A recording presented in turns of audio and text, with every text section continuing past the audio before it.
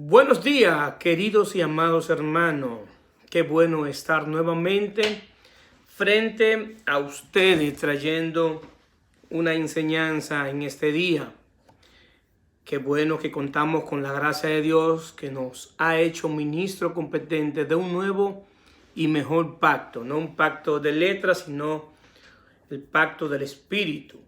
Eso lo explica y lo enseña la Sagrada Escritura a través del apóstol Pablo escribiéndole a los Corintios. Es decir, que tenemos que ser competentes en lo que estamos haciendo, en lo que estamos construyendo. Y lo que estamos construyendo es una casa para Dios, es una ciudad para Dios, es una tierra para Dios. Estamos haciendo lo que el Señor ha revelado, que es que Él quiere habitar en medio de sus hijos, por medio de su Espíritu, donde nosotros como iglesia hacemos al Dios invisible, lo hacemos visible. Pero para esta construcción se necesitan obreros que sean competentes en el área que Dios lo ha llamado. Si nosotros vemos una construcción, hay diferentes tipos de obreros en esa construcción. Vemos una construcción de una casa y vamos a ver personas que son carpinteros, otros que ponen ventana, otros que ponen piso, hay otros que ponen el techo, hay otros que ponen el rufo, y hay quienes lo hacen todo y saben de todo algo.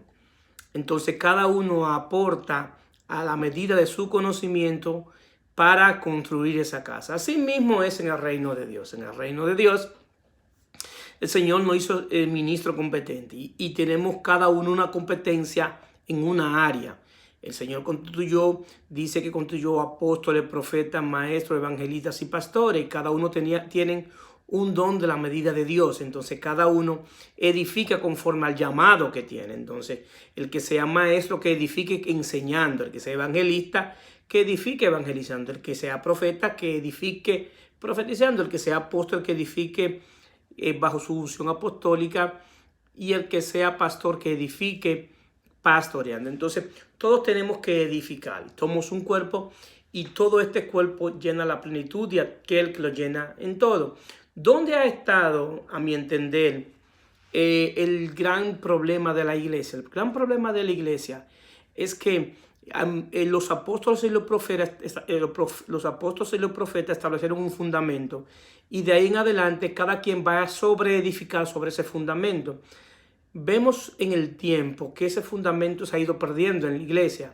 Hoy tenemos una iglesia donde vienen diferentes doctrinas, diferentes enseñanzas y ninguna tiene que ver con Cristo. Hay muchísima doctrina y muchísimas enseñanzas donde Cristo no aparece por ningún lado. Entonces cada quien está edificando basado en su propio entendimiento y no basado en lo que Dios ha revelado ni basado en el ministerio que Dios le ha dado. Entonces, ¿qué sucede?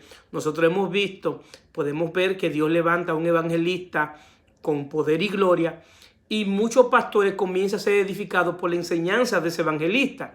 Entonces, el evangelista tiene una unción, tiene un llamado y es para traer alma para Cristo, pero no es quien edifica. La edificación de la iglesia es sobre las enseñanzas de los apóstoles y los profetas. Pero esos apóstoles y profetas también eran maestros, principalmente los apóstoles, y enseñaban. Por eso que se necesitan maestros en la iglesia de Cristo que enseñen sin apartarse del fundamento, que el fundamento es nuestro Señor y Salvador Jesucristo. Cada vez que la iglesia se aparta del fundamento, se está alejando de la edificación, de la correcta edificación del cuerpo de Cristo. Por eso tenemos hoy una iglesia que le tiene más miedo al virus que cualquier otra cosa. Si ellos no saben que el Dios que le servimos es más poderoso que cualquier otro virus. Eso no implica que no debemos cuidarnos. Sí, debemos cuidarnos, pero el Dios que nosotros le servimos es poderoso para cuidarnos de cualquier enfermedad y cualquier virus. Entonces, ¿qué sucede? Tenemos cristianos, como yo le llamo, de agua dulce. Cristianos de agua dulce, ¿en qué sentido? En que cualquier pequeñez hoy le afecta, le ofende. Cualquier pequeñez no muestran que tienen madurez espiritual para permanecer en este camino. ¿Por qué? Porque se han apartado del fundamento, porque han estado edificando y sobreedificando sobre otro fundamento. Hoy queremos traer una enseñanza basada en el fundamento. Y el fundamento es Jesucristo. Y la enseñanza de hoy es titulada Jesucristo es más que suficiente. Es más que suficiente. es más que suficiente que cualquier cosa que tú estés pensando hoy. Entonces, y vamos a tomar Colosenses 1, 15 y 23. Tenlo abierto ahí en tu Biblia para cuando comencemos a desarrollarlo podamos entender lo que queremos hoy enseñar, trayendo luz al entendimiento para que estemos edificados y sobreedificados sobre nuestro Señor y Salvador Jesucristo. Entonces, Colosenses 1, 15 y 23. Amén. En el contexto histórico que se escribió la carta a los colosenses, había una secta llamada los gnósticos. Esta gente tenía unas enseñanzas que se infiltraron en la iglesia. Y la carta a los colosenses viene a contrarrestar las falsas enseñanzas heréticas de los gnósticos. Y repito, era una secta. Una secta es una organización religiosa que se aparta de las doctrinas tradicionales u oficiales y toma un carácter secreto. Entonces, todo aquel que no pertenece a ellos, para ellos está perdido. Esto es lo peligroso de la secta, que todo aquel que no piensa igual que ellos, que no anda igual que ellos, que no actúa igual que ellos, están perdidos. Entonces, eso es peligroso. Las sectas no tienen ciencia en Dios. Las sectas son organizaciones dirigidas lamentablemente por el espíritu de Satanás. Vamos a ser claros, no vamos a tapar el sol con un dedo. Son dirigidas por el espíritu de maldad para apartar a la gente de la verdad. Por eso traen falsas enseñanzas, doctrinas erróneas, completamente que se apartan de toda la verdad del evangelio. Y por eso que esta secta, muchas de ellas enseñan a Jesucristo y algo más. Siempre Jesucristo no es suficiente. Si nosotros analizamos la gran mayoría de religiones, o todas, o aquellas que creen en Jesucristo, siempre le agregan algo a Jesucristo. Siempre. Analice cada religión que usted conozca y se va a dar cuenta que es Jesucristo más. Sí, Jesucristo para ellos no es suficiente. La obra perfecta de la cruz no es suficiente. Ahora bien, ¿de dónde vienen estas falsas enseñanzas? Esta falsa enseñanza viene de una mala interpretación de las Sagradas Escrituras. Hay una regla de interpretación que podemos decir hoy, y que es que el hombre natural no puede percibir las cosas que son del Espíritu. Un hombre natural no puede ir a la Biblia a interpretar lo que la Biblia está revelando. ¿Por qué? Porque él tiene una mente natural y la mente natural no percibe las cosas que son del Espíritu.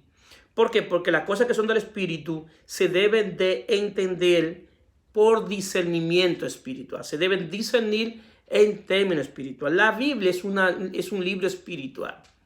Por eso es que el hombre, para poder tener un buen entendimiento de las Sagradas Escrituras, debe haber una transformación espiritual de hombre natural a un hombre espiritual.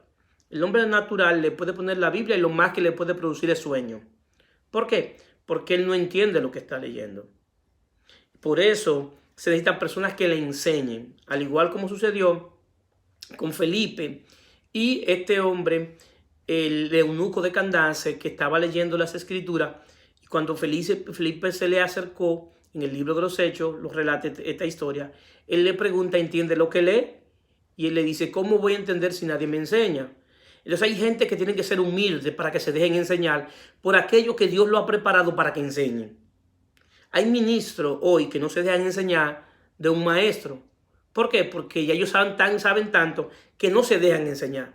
Y debemos tener la humildad de saber y entender de que Dios puso personas para que nos enseñen. Y el conocimiento divino no está relacionado con el tiempo que tú tengas en la iglesia. Está relacionada con la rendición que tú tengas de Cristo. A mayor rendición, mayor entendimiento. La gracia de Dios no es exclusiva, no es excluyente. La gracia de Dios se ha manifestado para todos los hombres. Y todo aquel hombre que ha activado la gracia de Dios por medio de la fe tiene acceso a las riquezas que hay en las Sagradas Escrituras y a conocer la abundante riqueza de la gracia de Dios que ha manifestado en Cristo Jesús para con nosotros.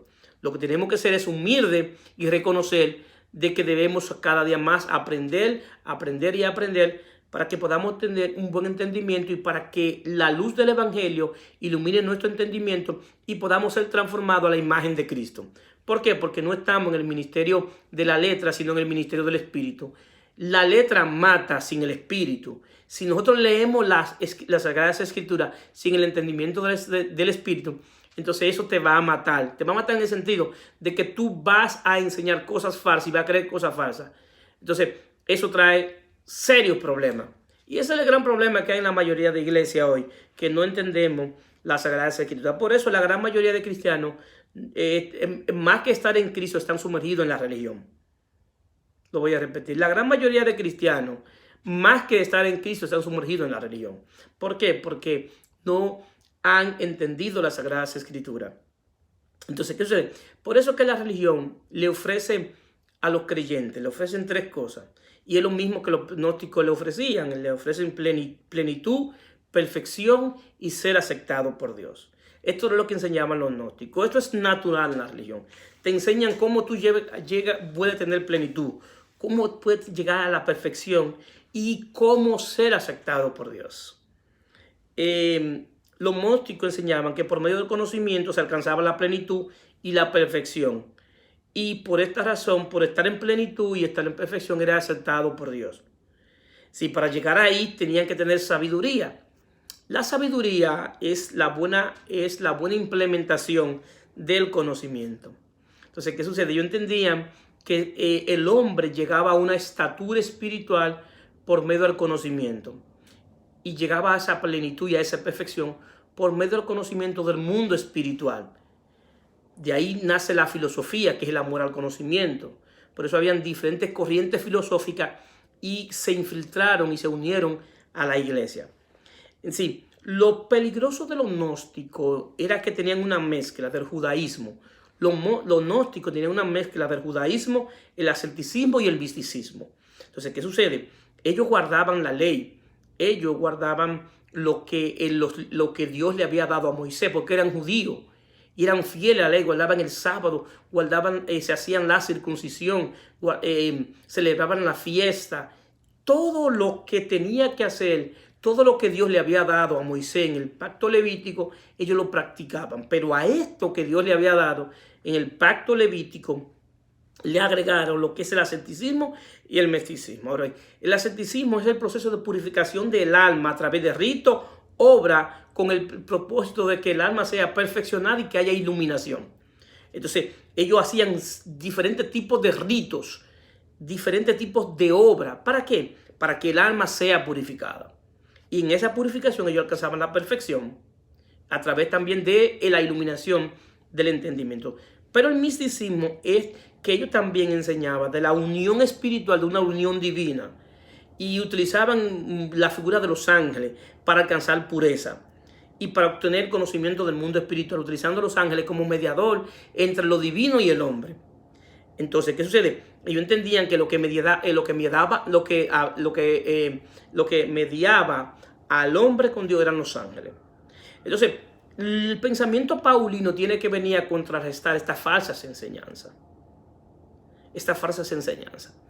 Es decir, hoy también la iglesia no estaba muy apartada de lo que ellos enseñaban, porque hoy la iglesia ha mezclado el cristianismo o el evangelio con muchísimas cosas. Es más, el evangelio, y vamos a decirlo claro, porque estamos hablando entre creyentes, el evangelio se ha mezclado hasta con brujería. Porque hay muchos actos que en la iglesia se hacen, que son puramente brujería.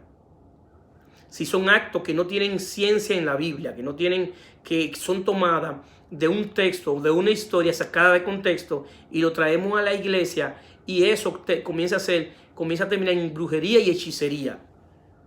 Lo que pasa es que nosotros, por eso es que necesitamos el conocimiento divino para poder entender de que Cristo es más que suficiente, que hoy nosotros no nos acercamos a Dios a través de ritos y obras, no nos acercamos a Dios a través de mediadores externo. El único mediador que hay entre Dios y los hombres es Jesucristo hecho hombre. No hay otro mediador. Los ángeles hoy no son mediadores entre Dios y los hombres y nunca lo han sido. Eran servidores que Dios utilizaba para traer mensaje de parte de Dios, pero no era quien mediaba. Aún en el viejo pacto, el mediador entre el pueblo de Israel era Moisés y Dios era Moisés.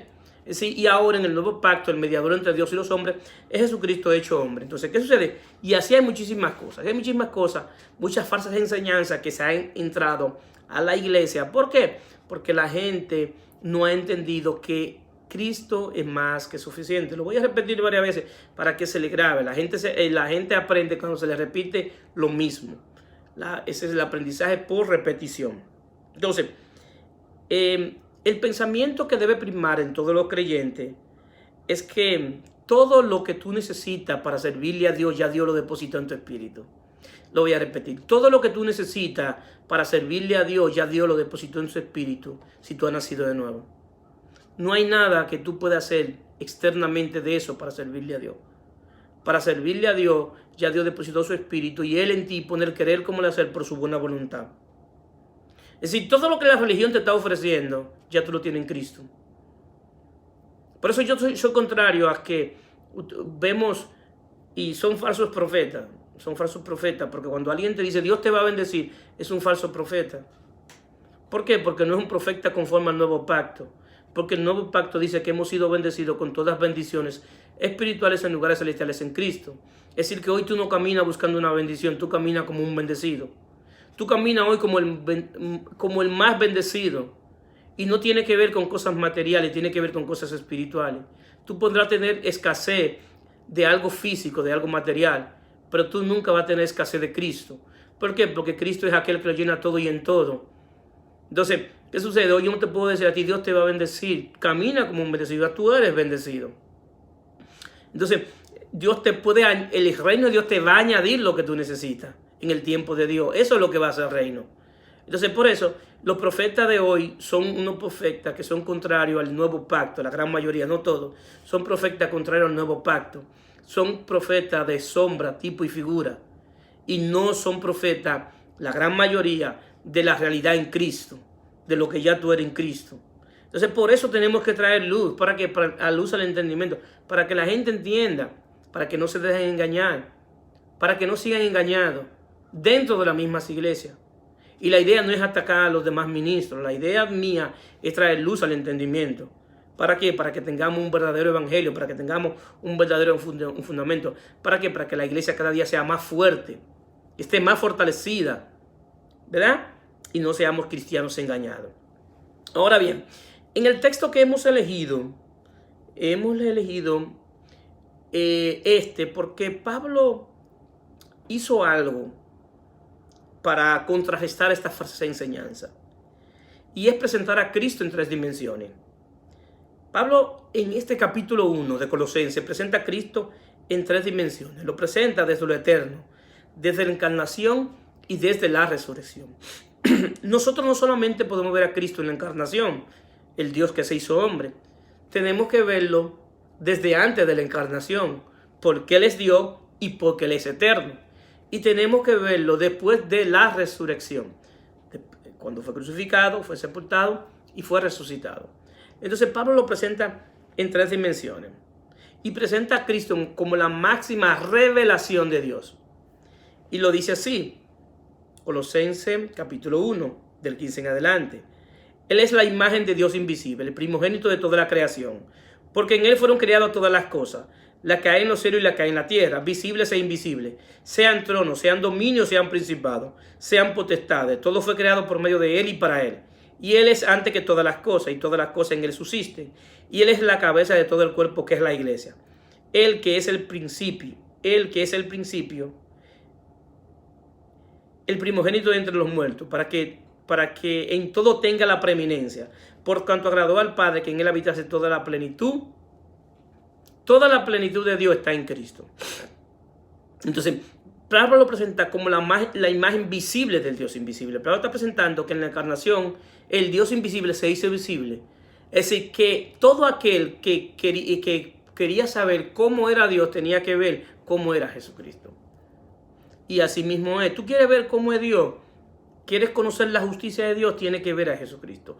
¿Quieres ver cómo es el amor de Dios? Tiene que ver a Jesucristo. ¿Quiere ver cómo es que Dios santifica? Tiene que ver a Jesucristo. ¿Quiere ver cómo Dios justifica? tiene que ver a Jesucristo. Tiene que ver cómo Dios resucita de entre los muertos, tiene que ver a Jesucristo. Entonces, todo lo que Dios ha revelado, la máxima revelación de Dios, es la persona de Jesucristo. Entonces, nosotros no podemos tener revelación de Dios si no tenemos la revelación del Hijo. Porque en la revelación del Hijo es que está la plenitud del Dios que le servimos. Para poder conocer esa plenitud de Dios, tenemos que conocer la plenitud del Hijo. Entonces, la religión hoy también le ofrece al hombre plenitud. Y el mundo le ofrece plenitud también. Entonces, el hombre está buscando la plenitud a través del mundo. En el mundo es un sistema de pensamiento que no tiene en cuenta a Dios y su palabra. Todo aquello que se haga sin tener en cuenta los principios del reino de Dios, sin tener en cuenta en Dios, pertenece al mundo, aunque lo hagan en la iglesia. Por eso en la iglesia, el mundo ha sido más efectivo dentro de la iglesia que la iglesia para conquistar el mundo. Por eso hay tantas cosas dentro de la iglesia que son expresiones del mundo, que no tienen que ver nada con el reino de Dios, no tienen que ver nada con el nuevo pacto, no tienen que ver nada con Jesucristo, no tienen que ver nada con el evangelio. No tiene que ver absolutamente nada. Son enseñanzas prácticamente del mundo y mucho de la religión. Muchísimos de nosotros venimos de la religión tradicional y hemos heredado comportamientos y enseñanzas, a veces hasta inconscientes, de la religión tradicional. A veces nosotros decimos que no somos idólatras. Y decimos que los que son idólatras son aquellos que pertenecen a la religión tradicional. Todos nosotros... Calvino decía que el corazón del hombre es una fábrica de ídolos. Y a veces nosotros no somos idólatras a imágenes, pero somos idólatras a hombres. Hay muchas veces que son idólatras a hombres. Hay muchos creyentes que idolatran al hombre. Y ya no dicen lo que dice la Biblia. Así dice la Biblia. Ellos dicen, así dice fulanito. Y es verdad porque lo dijo fulanito, porque es ungido de Dios. Porque es un hombre que tiene mucha revelación. Gloria a Dios por aquellos hombres de Dios que Dios utiliza en gloria. Gloria a Dios por ellos. Y lo bendecimos desde aquí. Pero la predicación y las enseñanzas no es lo que dice fulanito. Es lo que dice la Sagrada Escritura. Entonces, ¿qué sucede? A veces, por lo que dice el pastor, lo que dice el profeta, lo que dice el evangelista, lo establecemos como que es palabra de Dios. Y muchas veces esos hombres son hombres naturales, con afectos carnales, que no tienen que ver nada con el reino de Dios, que andan buscando lo suyo propio, que andan buscando su bienestar. No tienen que ver nada con la agenda del cielo. Su mirada no está puesta en las cosas del cielo, sino en las cosas terrenales. Por eso todo lo que predican, lo predican terrenalmente. Pero como el hombre quiere escuchar eso es el mensaje que le atrae. Ese es el mensaje que le atrae. ¿Por qué? Porque eso es lo que el oído del hombre quiere escuchar. Dios te va a llevar a las naciones, Dios te va a bendecir, Dios te va a preparar. Tú vas a ver tus enemigos van a venir delante de ti. Tú lo vas a ver pasar por ahí, te verán ellos como Dios te tiene. Porque ellos atribuyen que el bienestar económico es sinónimo de que Dios está contigo. Y no necesariamente es así. El tú tener mucho dinero, tener un buen templo, tener un buen carro, tener una casa, lo cual no es malo en sí mismo, pero eso no implica que Dios está contigo. Porque lo que implica que Dios está contigo es que tú das frutos dignos de arrepentimiento. Lo que implica que Dios está contigo es que tú eres cada día una persona más humilde. Lo que implica que Dios está contigo es que cada día más tú te vas acercando a la verdad. Lo que implica que Dios está contigo es que la mayor expresión de que Dios está contigo es el amor. Y tú tienes amor por aquellos a quienes tú le sirves. Y le sirve a la gente en amor. Porque el amor de Dios está en ti. Y tú eres una fuente de amor. Y en esa fuente de amor tú llegas a aquellos que nadie puede llegar. Y tú aceptas a aquellos que nadie quiere aceptar. Y la mayor expresión es el amor. Entonces, ¿qué sucede? Por eso es que hoy hay tanta gente engañada. ¿Por qué? Porque no han entendido que en Cristo está la plenitud. Y que estamos completos en Él. Entonces, ¿qué sucede? También hoy la religión te enseña perfección. El hombre quiere buscar la perfección. El mundo te enseña la perfección externa y la religión quiere llevarte a una perfección interna. Te quiere llevar a vivir una vida moral, lo cual no es malo en sí mismo. Es decir, la gran mayoría de las religiones te enseñan a vivir una vida moral. Y es bueno eso. Ahora bien, hay un problema con esto, que el hombre fue vendido al pecado y tiene una naturaleza pecaminosa. Y es gobernado por una ley que se llama la ley del pecado y de la muerte. Esta ley, todo aquello que tú quieras hacer en tu fuerza, con tu poder, en tu entendimiento, al final termina en pecado y muerte. Entonces, ¿qué sucede? esta ley no te va a dejar vivir una vida moral completamente. Tú podrás ser moral en tu relación como esposo y vivir una vida moral de no ser infiel a tu esposo o a tu esposa, pero puede ser que entonces tenga una debilidad con el dinero. Y esa debilidad con el dinero, tú seas un estafador, una persona que no paga impuestos, entonces en esa área no vive una vida moral. Hay otros que son estrictamente responsables con todas sus deudas, con todo lo que tienen que resolver, con todo lo que tienen que pagar. Y son bastante responsables, pero entonces son infieles, son adúlteros, son fornicarios, son mentirosos. Entonces, ¿qué sucede? No puede vivir una vida moral. El hombre en sí no puede vivir una vida moral. ¿Por qué? Porque ya ha sido vendido al pecado y a la muerte. Si Adán no vendió, y hay un virus llamado pecado, que es peor que el coronavirus, llamado pecado, que opera en el corazón del hombre. Y ese virus afecta el corazón del hombre. Entonces hace que el hombre no pueda vivir la vida moral que le enseña la religión a vivir. Lo cual no es malo en sí mismo. Pero es imposible lograrlo en tu fuerza. Separado de mí nada podés hacer, dice Jesucristo. ¿Bien? Entonces, ¿qué necesita el hombre? El hombre necesita morir espiritualmente para que haya un nuevo nacimiento. Sí, hay una historia de un rey que tuvo 2 hijos gemelos y él no sabía a quién dejarle la herencia. Y le dijo, el que me traiga aquí algo que me sorprenda, algo extraordinario, a ese yo le voy a dejar la herencia. Y los 2 se fueron a un bar a pensar cómo traer algo que fuera extraordinario al padre. Y uno de ellos vio un gato que era el mozo, que servía. Y este gato estaba vestido de mozo y andaba con una bandeja sirviéndole a todo el mundo. Y él dijo, con esto yo me voy a ganar el reinado. ¿Por qué? Porque esto es maravilloso. Ve un gato que sea un gato que le sirve a la gente, que tú le pides una bebida y te la trae. Esto es extraordinario. Y llega el día, se junta con el padre y viene el primero y le dice, mira lo que te traje. Te traje un gato. Él compró el gato en la cantina. Te traje un gato, pide lo que tú quieras a ese gato. El padre, el rey, le dice, tráeme una taza de té. Y el gato va y le sirve la taza de té y viene con su bandeja a servirle el té al padre. ¿Qué sucede? El otro hermano, que ya sabía lo que el primer hermano iba a hacer, tomó 3 ratones y se lo tiró al gato. El gato botó la bandeja, botó el té, le cayó todo encima al rey, al padre rey, le cayó todo encima y le cayó atrás a los ratones. ¿Qué había pasado? Que el gato había cambiado de apariencia, pero no había cambiado de naturaleza. Él en su naturaleza seguía siendo un gato y le atrajo a los ratones, porque eso es lo que le atraen a los gatos. Entonces, ¿qué sucede? Eso pasa con muchos cristianos, que han cambiado de apariencia, pero no han cambiado de naturaleza. Todavía siguen persiguiendo el pecado. ¿Por qué? Porque para que esto suceda, que el hombre no persiga el pecado, debe cambiar de naturaleza, debe haber un nuevo nacimiento. Y esto solamente es posible por medio de la cruz, después de la cruz. Dice Pablo en el texto que estamos leyendo que ya nosotros fuimos reconciliados. Dice, y por medio de reconciliar consigo todas las cosas, así las que están en la tierra como las que están en los cielos, haciendo la paz mediante la sangre de la cruz. Y vosotros también, que erais en otros tiempos extraños y enemigos en nuestra mente, haciendo malas obras, ahora os has reconciliado en su cuerpo de carne por medio de la muerte, para que presentaos santos y sin mancha e irreprensibles delante de él. Pablo hoy presenta al hombre, a la raza humana, como que ya está reconciliado con Dios.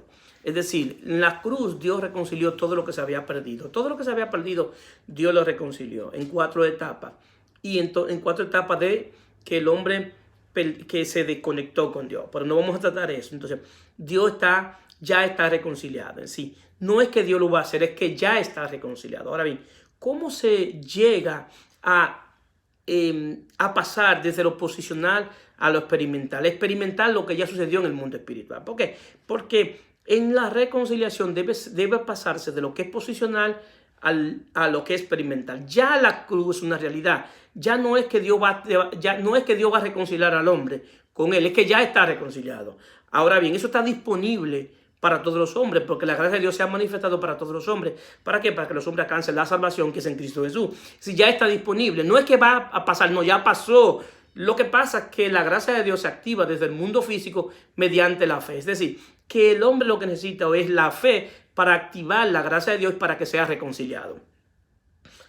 En pocas palabras, pasar de lo posicional a lo experimental, de que pueda experimentar esa reconciliación. Esa reconciliación trajo perfección y trajo la perfección del espíritu y la perfección del alma. El espíritu, cuando es regenerado, es perfecto, hecho perfecto una vez y para siempre.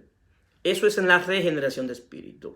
Y después de ahí, entonces, y desde ahí es que se le sirve a Dios. Este es del espíritu. Pablo le sirve al Dios que le sirvo desde mi espíritu. ¿Por qué? Porque a Dios tú le sirve desde tu espíritu. Entonces, tu espíritu, si tú estás en Cristo, ya ha sido perfeccionado una vez y para siempre y eternamente. Ahora bien, hoy estamos en el proceso de la perfección del alma. Lo que no ha sido perfecto es el alma. ¿Por qué? Porque el alma está en un estado caído por causa del pecado, por causa de que Adán lo vendió a pecado y por causa terrenal. Es decir, el alma que fue hecha, Adán que fue hecha alma viviente, entonces, ¿qué sucede? Tuvo muerte espiritual. Cuando tuvo muerte espiritual, perdió las facultades espirituales para gobernar en la tierra. ¿Por qué? Porque el alma viviente es una alma diseñada para administrar la vida en la tierra. Por eso entonces el pecado entra, entonces el hombre muere en términos espiritual y pierde toda la capacidad de gobierno en términos terrenal. Por eso es gobernado por un cigarrillo pequeñito, es gobernado. Y ese hombre que es gobernado por un cigarrillo sabe todo lo que hace el cigarrillo y tú le preguntas por qué fuma y te dice todo lo que hace. Produce cáncer, produce mal aliento, te daña los pulmones, te daña las uñas, te da mal olor, todo eso. Y la pregunta es ¿por qué tú fumas sabiendo que hace todo eso? Porque algo externo tiene más poder que lo que internamente que su alma, porque su alma está muerta en términos espiritual. Ahora bien, al estar en Cristo, como fuimos regenerados en el Espíritu, entonces el Espíritu transfiere esa vida del Espíritu al alma. Y el alma hoy es vivificada. Entonces ahora el alma puede resistir esa oferta que le hace el mundo. ¿Por qué? Porque está bajo el control del Espíritu. Entonces, pero para que haya mayor control del Espíritu sobre el alma, debe existir lo que se llama la perfección del alma progresiva, mediante la renovación del entendimiento. Y esto se obtiene por medio del conocimiento de la verdad de Dios que está en Cristo, por la iluminación del entendimiento, por medio de la luz del Evangelio y por la autoridad del nuevo pacto. El nuevo pacto tiene autoridad para perfeccionar el alma. En sí, el viejo pacto no podía hacerlo. Entonces ahora en la autoridad del nuevo pacto tiene la autoridad. El nuevo pacto no es nuevo porque sustituye al viejo. No. No es nuevo porque sustituye la ley. Es más, el nuevo pacto es eterno, es el único pacto eterno. Todos los pactos son transitorios, pero el pacto de la gracia es un pacto eterno. ¿Por qué es eterno, pastor? Bueno, es eterno porque es el pacto del Padre y el Hijo. Es el pacto del Padre y el Hijo que se hizo en la eternidad. Es más, el hombre se puso en la tierra y el primer pacto que Dios hace con el hombre, que lo hace en el Génesis, que es el de la inocencia y el de la conciencia, lo hace por causa del pacto eterno. Porque Adán es tipo y sombra de Cristo. El primer Adán es tipo de Cristo. Entonces es una sombra de Cristo. Entonces, ¿qué sucede? Pero no es la realidad, no es la sustancia de Dios. Entonces, ¿qué sucede? Ese pacto era transitorio, al igual que los demás pactos. Entonces, ¿qué sucede? Nosotros estamos en el pacto eterno, el pacto de la gracia. Por eso tenemos vida eterna, porque fue un pacto eterno. Y todo lo que pertenece a lo eterno ya está en nosotros, porque estamos en un pacto eterno. Bien, entonces, pero eso no lo digo yo. Porque pueden decir, ¿y dónde se inventó Ariel esto, el pastor Ariel? Bueno, vamos a Hebreos 12, 18, 24. Para que veas dónde que tú te has acercado, tú que eres creyente en Cristo Jesús. Dice, porque no habéis acercado al monte que se podía, para eso hablando de los judíos, que se acercaba, como Moisés se acercó a ese monte, para recibir la tabla de la ley, para mediante la ley servirle a Dios. Dice, el que al día en fuego, a la oscuridad, a las tinieblas y la tempestad, al sonido de la trompeta, la voz que hablaba, la cual lo que le oyeron rogaron que no se hablase más, porque no podían soportar lo que se ordenaba. ellos no atrevían a acercarse a Dios. Y tenían que acercarse a Moisés para que sea mediador. Y dice, y si aún una bestia tocara el monte, será apedreada o pasada por dardo. Y tan terrible era lo que se veía, que Moisés dijo, estoy espantado y temblando, sino que habéis acercado al monte de Sión, a la ciudad de Dios vivo, Jerusalén la celestial, a la compañía de muchos millares de ángeles, a la congregación de los primogénitos que están escritos en el cielo, al Dios el juez de todo, a los espíritus de lo justo, hecho perfecto, a Jesús, mediador de un nuevo pacto, y a la sangre rociada que habla mejor que la de Abel. Tú no te acercas a Dios como se acercaba el pueblo de Israel por medio a 613 leyes, por medio a ritos y sacrificios. Eso era el pueblo de Israel. Tú no te acercas a Dios por medio a culto. Ahora nosotros somos el culto vivo, santo, agradable a Dios. Tú estás en el nuevo pacto. Hoy el sacrificio que se ha hecho es un mejor sacrificio que el de los animales. La sangre presentada es la sangre del Hijo de Dios. No es una sangre de machos cabríos, ni de animales, ni de tórtola. No, es la sangre preciosa del Hijo de Dios. Hoy no fue un sumo sacerdote bajo el orden de Aarón que hizo el sacrificio. Fue un sumo sacerdote bajo el orden de Melquisedec, rey de justicia, rey de sales, sacerdote del Dios Altísimo.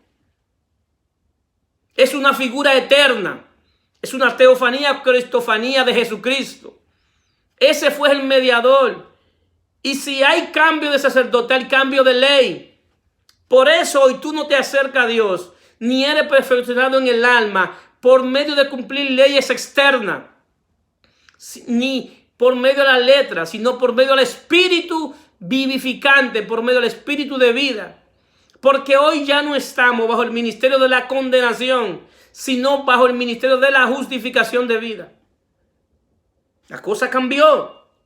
Entonces, no podemos seguir en la iglesia enseñándole a la gente cosas que son del viejo pacto o prácticas del viejo pacto. Debemos aprender todo lo que sucedía en el viejo pacto y ser claro en que eso era tipo y sombra de Cristo, para que hoy podamos entender a Cristo y ver a Cristo. Entonces le enseñamos hoy a la gente del antiguo pacto como que es una realidad presente o como es una verdad presente. El viejo pacto es una verdad histórica que está en la Biblia, pero no es una verdad presente. La Biblia habla de tres verdades: verdades eternas, verdades históricas y verdad presente. Las verdades históricas tienen que ver con lo que está en la Biblia en el viejo pacto. La verdad eterna tiene que ver con lo que dio eternamente. Eso no va a cambiar. Y la verdad presente tiene que ver con lo que Dios ha revelado en Cristo. Y todo lo que Dios ha revelado en el antiguo pacto a través de tipo, sombra y figura es cumplida ahora en Cristo. Por eso, Cristo es más que suficiente. Es más que suficiente. Por eso veo muchísima gente dentro de la iglesia que hace muchos sacrificios, lo cual yo respeto y está bien, pero no cambian. Tenemos gente en la iglesia que son gente de oración. Gloria a Dios por ello. No me la va a interpretar. Son gente de oraciones. Son gente de ayuno de 40 días, 50 días, 60 días. Y son gente de oraciones de 7 y 8 horas. Pero tienen una naturaleza corrupta. Viven engañando y extorsionando a la gente dentro de las iglesias. Se aprovechan de la gente. ¿De qué te sirve toda la obra que tú haces si no tienes piedad con tus hermanos? Si no amas con tus hermanos. Porque todo aquel que extorsiona a un creyente para obtener beneficio de él, no tiene piedad. Ni tiene amor fraternal por los hermanos. Entonces te das cuenta que todo lo que tú estás haciendo por Dios no te ha valido de nada.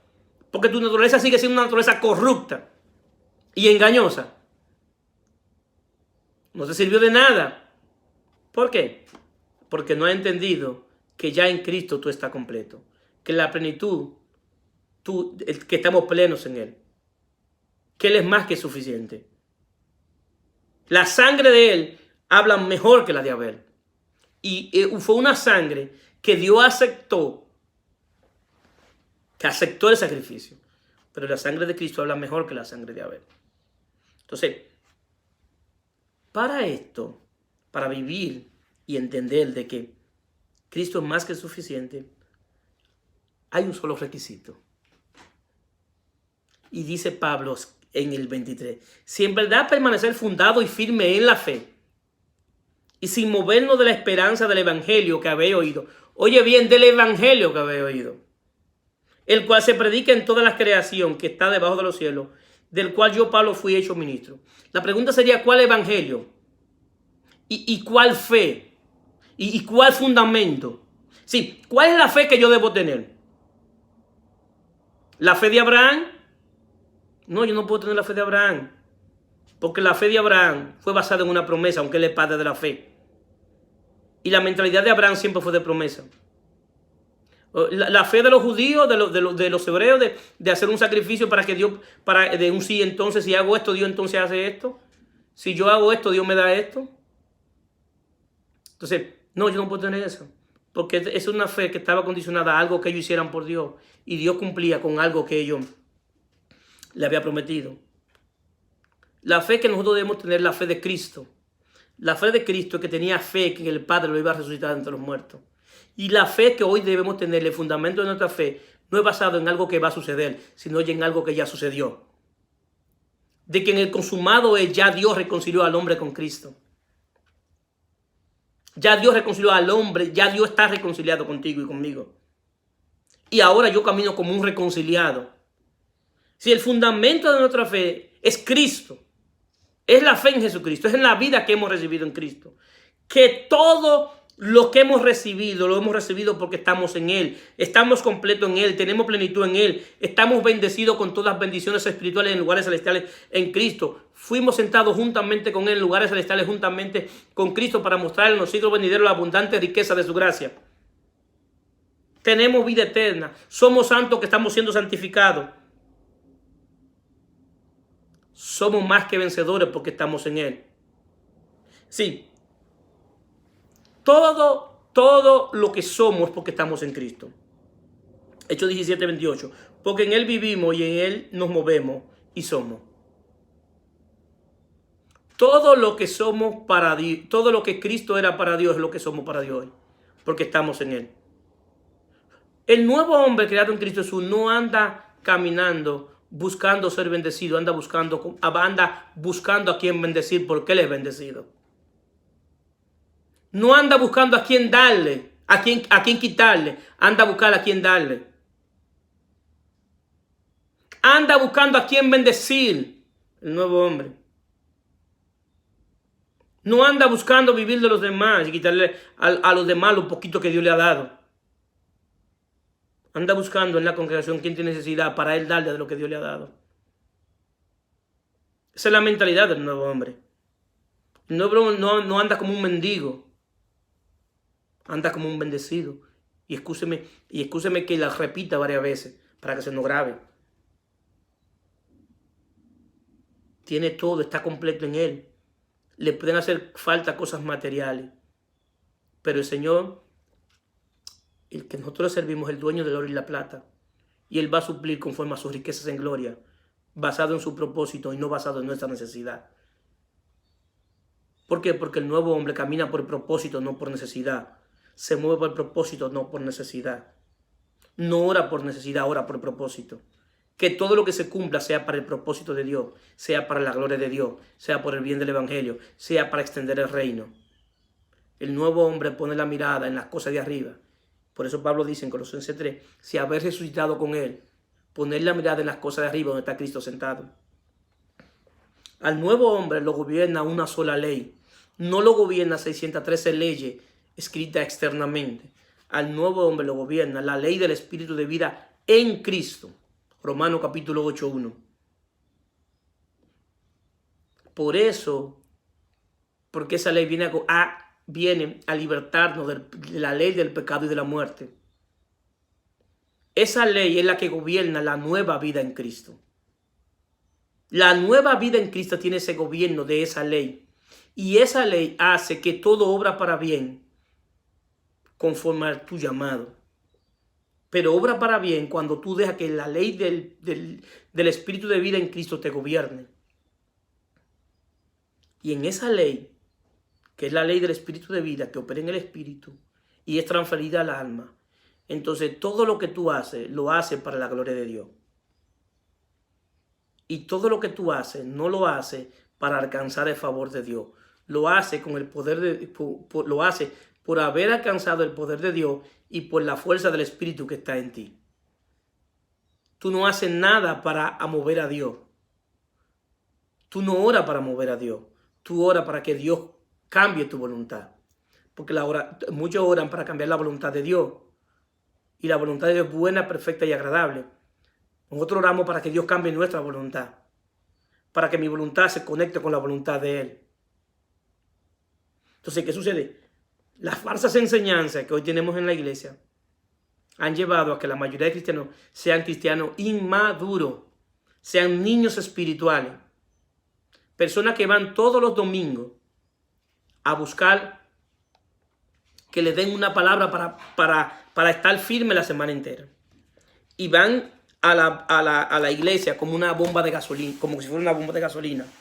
Van el domingo a recargarse y se recargan el domingo. Y se mantienen firmes lunes y martes. Y a medida que van pasando el día se van debilitando, hasta que lleguen el domingo, a la iglesia en empty. Y hay que echarle nuevamente la gasolina. Y se vuelve un círculo vicioso. Y se pasan años y años. Y por eso tú ves que en las congregaciones, el que se levantó el domingo pasado para que lo ministren, es el mismo que se va a levantar este domingo para que lo vuelvan a ministrar. Y en 15 días más tú lo tienes que volver a ministrar. Y a muchos pastores les gusta ese relajito. Les gusta eso. Porque ellos quieren fama a través de eso. Porque para ellos es mejor tener a la gente engañada y no traerlo a la luz del evangelio de la verdad. Sí, yo creo en ministrar. Yo creo en la administración. Y hay momentos que nosotros debemos ser ministrados.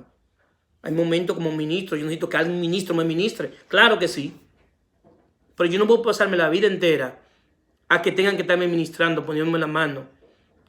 Que tengan toda la semana que decirme algo de parte de Dios. Que tengan que asoplarme, empujarme, escupirme, pararme y volverme a empujar. Toda la semana lo mismo. Entonces, ¿qué sucede? ¿Qué es lo que demuestra eso? Que tú no has entendido quién es Cristo. Tú no has entendido que con Cristo es más que suficiente. Que Cristo no es como una bomba de gasolina. Cristo en ti es la vida de Dios manifestada. El Dios pleno que creó el universo, que todo fue creado por Él y para Él, se ha hecho tan humilde que ha venido a habitar dentro de ti. Que el Espíritu que levantó a Cristo de entre los muertos es el mismo Espíritu que mora en ti. Entonces, ¿qué sucede? Nosotros tenemos que madurar en el entendimiento y en el Espíritu para que entendamos el Evangelio. Para que entendamos el Evangelio. Para que disfrutemos la plenitud de la nueva vida en Cristo. Que el Señor te siga bendiciendo. Que la gracia de Dios fluya a tu favor. Que entienda lo que he querido revelar desde mi espíritu. No es algo personal ni atacando a ninguna iglesia ni a ningún ministro. Porque nosotros no atacamos a los hombres. Nosotros atacamos las falsas enseñanzas y la falsa doctrina. Porque no es nada personal. Hasta luego.